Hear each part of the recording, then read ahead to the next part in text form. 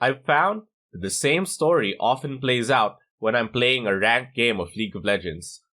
I'm duo queuing with my brother, he's playing top lane and I'm playing mid lane, and right in champion select, our team is already arguing. Already, the game is looking doomed. Some poor early game decisions lead to every lane on the enemy team getting ahead and snowballing. 20 minutes in, and we're already pushed into our base, with no hope of contesting Baron. The surrender vote pops up, and I look over to my brother who's seated right next to me. "No surrender?" I ask. "No surrender!" he affirms. We both slam the no vote and target the most fed person on the enemy team. 5 minutes later, our nexus explodes as we are unable to defend the Baron-empowered push. Now, upon hearing that story, some of you may have nodded approvingly. "Yeah, that's exactly what I would have done! No surrender!" I'm sure some of you might have felt reflexive anger. "So you're the reason why my ranked games last longer than they should." Well, before you just click away from this video in rage, let me make my case. Let's flip the script and look at this from the perspective of the one in the driver's seat. Seeing the enemy accept the surrender vote must cause a feeling of relief. No more worrying about the team getting cocky and unnecessarily feeding. No more accounting for the desperation moves that the underdogs will try to pull off. Just need to sit back and relax and enjoy the victory screen. If a victor finds relief in the surrender of his enemy, then it stands to reason that giving up benefits the winning side, not the losing side. I wouldn't want to give my opponents that satisfaction, so I'll keep fighting until the end. Furthermore, the game isn't just about winning or losing. Now I know that's a cliche. Doesn't matter whether you win or lose, it's how you play the game. But cliches are a cliche for a reason. Usually, adults will tell this to their children to discourage them from cheating. But it means much more than just that.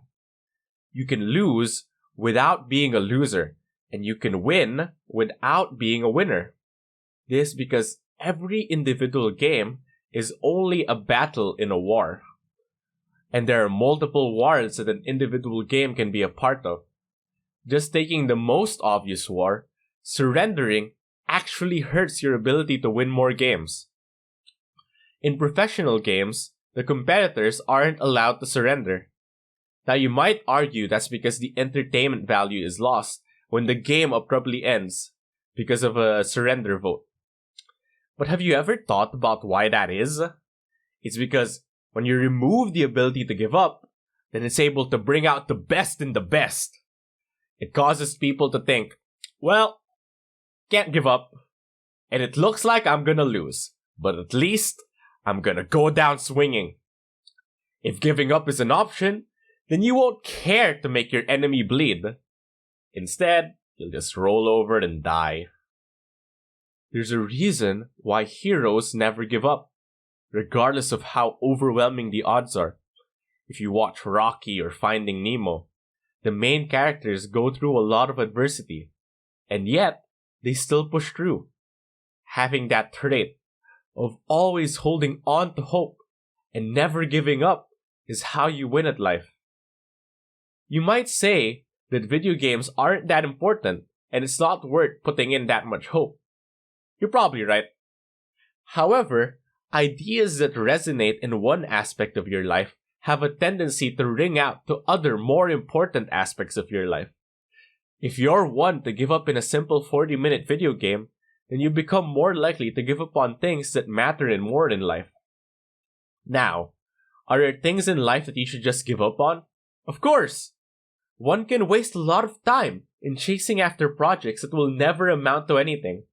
Or, as Adele would put it, chasing pavements.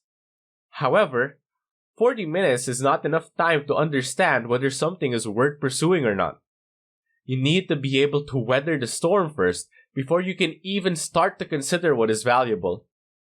I hope that this video has been able to help you understand what goes on behind the mind of a person that never surrenders. Perhaps This will make more people in their games look at the overwhelming odds and hit no while shouting, "No surrender!"